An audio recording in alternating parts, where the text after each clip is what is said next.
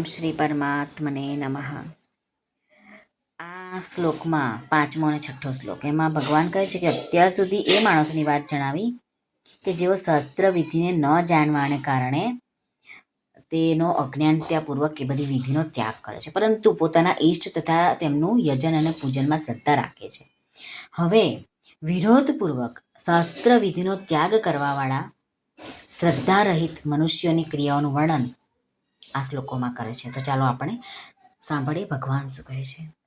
શ્રી ભગવાનુવાચ અશાસ્ત્ર વિહિતં ઘોરં તપ્યન્તે યે તપોજનાઃ દંભાહંકાર સંયુક્તા કામરાગબલાન્વિતાઃ.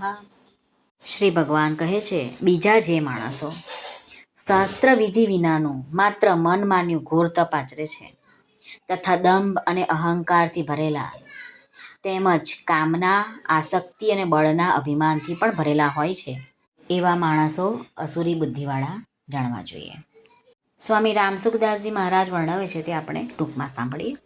અશાસ્ત્ર વિહિતં ઘોરં તપ્યન્તે યે તપોજનાઃ.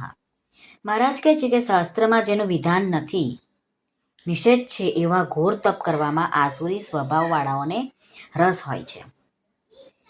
તેઓનો રસ હંમેશા શાસ્ત્રની વિરુદ્ધ જ હોય છે, કારણ કે તેમની બુદ્ધિ છે તામસી. તેઓ પોતે તો શાસ્ત્રો જાણતા નથી, પણ જો કોઈ બીજો પણ કહી દે કે આને આવું કરવાનું છે તો એમનું માનવા તૈયાર થતા નથી કે પાલન પણ કરતા નથી. દંભાહંકાર સંયુક્તા.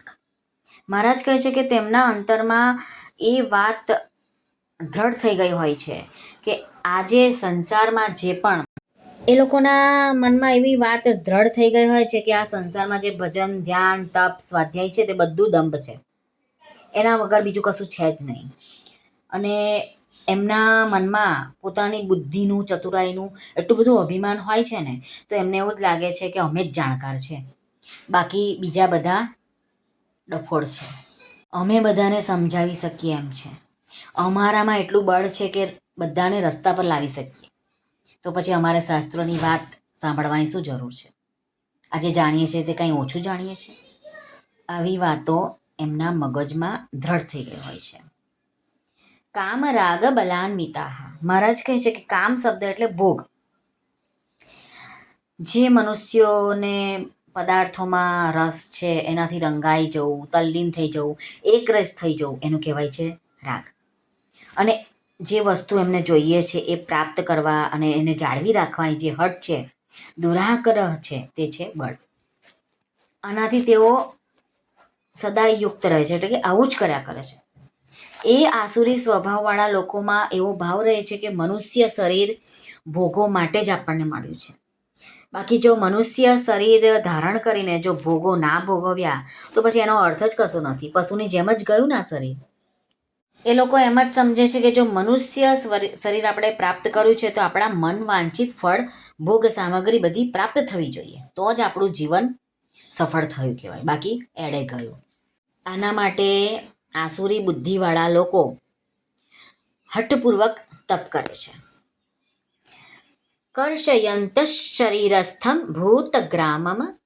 ભગવાન આગળ કહે છે કે એ લોકો શરીરને કર્ષયંત એટલે કે શરીરને કૃશ કરવાવાળા હોય છે.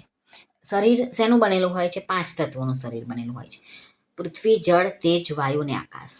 એને હઠપૂર્વક તપ કરીને આવા આસુરી બુદ્ધિવાળા મનુષ્યો સૂકવી નાખે છે. પણ ભગવાન કહે છે કે આવા અસુરી બુદ્ધિવાળા મનુષ્યો શાસ્ત્રોને નહીં માનીને પોતાનું જ કલ્યાણ અટકાવી દે છે.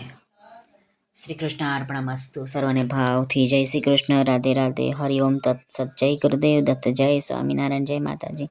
નમઃ પાર્વતી પતે. હર હર મહાદેવ. સિદ્ધેશ્વર મહાદેવની જય. આજના આનંદની જય.